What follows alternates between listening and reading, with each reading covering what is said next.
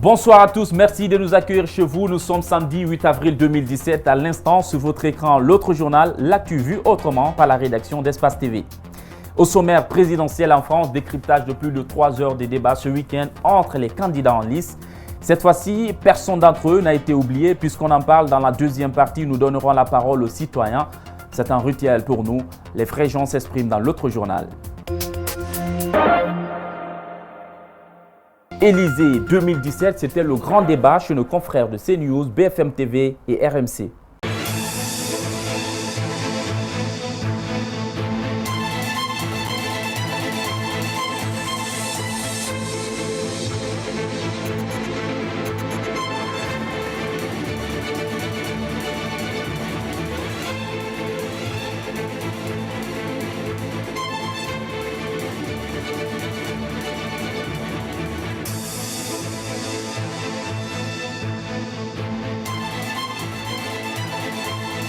Marine Le Pen, Nicolas Dupont-Aignan, Jean Lassalle, Nathalie Arthaud, Jacques Cheminade, Benoît Hamon, François Asselineau, François Fillon, Emmanuel Macron, Jean-Luc Mélenchon et Philippe Poutou, les 11 candidats au complet, cette fois-ci, au nom de la démocratie, l'égalité et l'impartialité, se sont retrouvés dans un débat grandeur nature.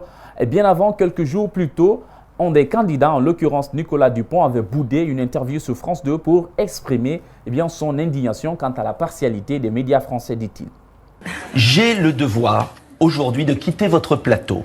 Et je donne 2 jours à la chaîne TF1 pour inviter tous les candidats. Et je souhaite que par mon geste, votre chaîne renoue un jour avec la démocratie. Je vous remercie. Donc on ne parle pas de votre programme. Bonne soirée.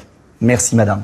Il faut reconnaître que son message a été perçu, son cri de cœur a été bien entendu au point qu'après le tirage au sort, c'est lui, Nicolas Dupont-Aignan, qui est intervenu avant tous les autres candidats.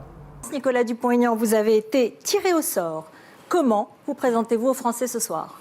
Bonsoir. Merci d'abord à tous d'avoir accepté ce débat. Bon, là, il nous donne l'impression que c'est lui qui a invité tout le monde pour un débat de 3 heures max. Il n'y avait pas assez de thèmes, mais il en avait pour l'essentiel, en tout cas, des thèmes qui auraient dû permettre aux Français de savoir à qui ils confieront la destinée de la France pour les 5 prochaines années. Le deuxième à être tiré, Emmanuel Macron, le candidat sexy et beau gosse d'En Marche. Quoi? Y a-t-il un problème? S'il n'est pas sexy et beau gosse, pourquoi ces sourires entichés de Laurence Ferrari et Ruth Elkrief, hein? Emmanuel Macron, bonsoir. Bonsoir. Qui êtes-vous?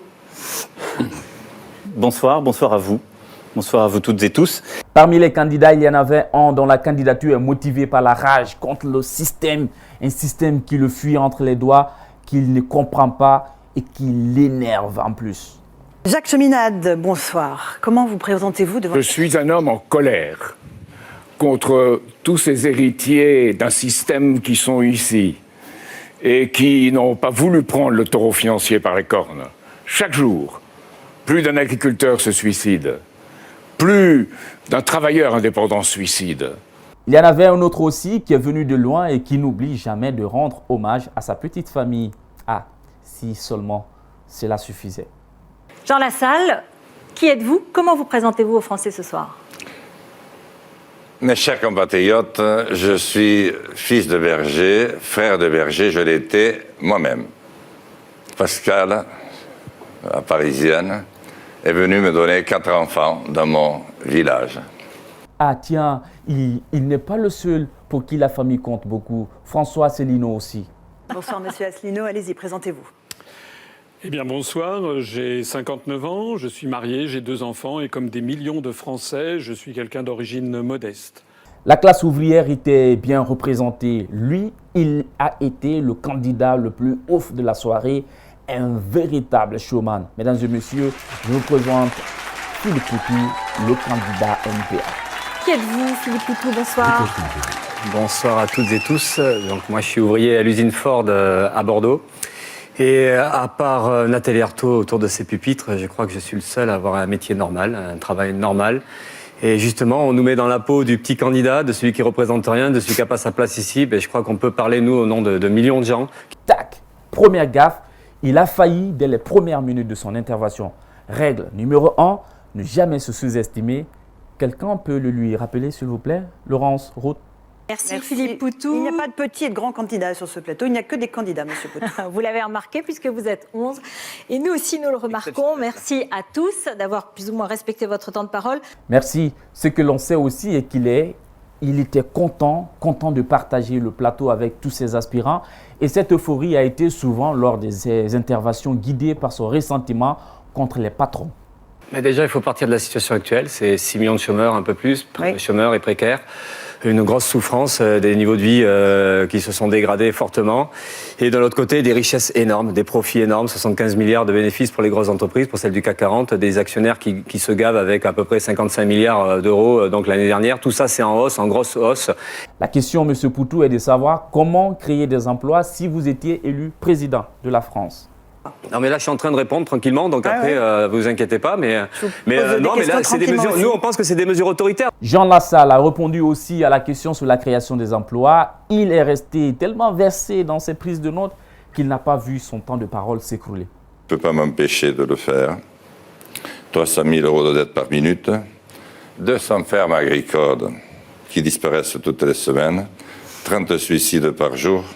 Si je crée 15 000 emplois dès le premier été, ce sera un signe extraordinaire. Merci. Je vais créer... Merci. C'est pas fini. Si, quasiment. 1:40, vous aviez 1 minute 30 de réponse. Comme lui, certains candidats ont été intraitables concernant le timing. Tous ou presque ont revendiqué leur temps de parole. Vous êtes avec nous. Vous êtes avec nous. Un président exemplaire, c'est quoi pour vous? Je ne vais pas reprendre directement la question, je pense que c'est la séquence émotion du débat. Il y a beaucoup de noms qui sont donnés, mais c'est vos propositions. C'est pas parce que j'ai pas de cravate qu'il faut me couper. Nous allons parler des institutions dans un instant. Oui, mais nous allons vous êtes parler des institutions. À 12 minutes 37, on en reparlera, c'est promis.